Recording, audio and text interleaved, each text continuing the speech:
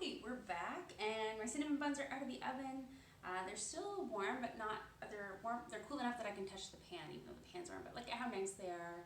Golden brown, they're cooked all the way through. You can see they're quite brown on the bottom too, which is perfect.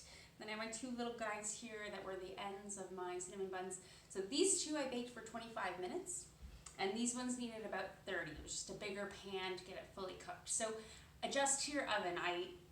Bun sizes vary and so do ovens. So really just adjust and look for that golden brown, but 25 to 30 minutes should be about the right range. We're just gonna throw our icing on here. So it's important to let this cool for about 10 minutes before we put the icing on. Otherwise the icing will just melt right off the top and be all on the bottom of our sourdough buns, which we don't really want. And we're just going to pour this on top, and then it'll slowly melt and sort of settle in, and I'll post a final photo to my Instagram page and Facebook page of what these look like when they are done. But look at this goodness. Yum.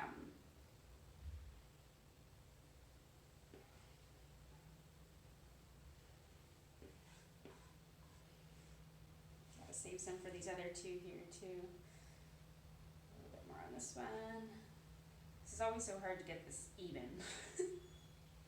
Nobody wants a cinnamon bun with no icing.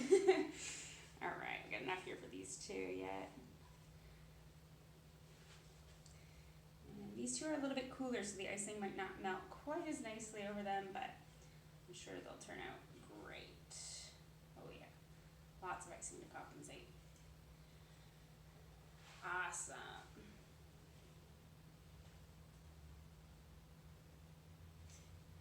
Alright, get to the last strap here. There we go. So, we did it! We made cinnamon buns today. They're looking extra good. I'm going to post a photo of these once they cool a little bit more. Please tag me and post your photos of what you've baked today. I'm really keen to see them, and I'm keen for your feedback too, so please send it to me. This has been really, really fun for me, and I hope you enjoyed it too, and we'll see you at the next course. Take care, everyone.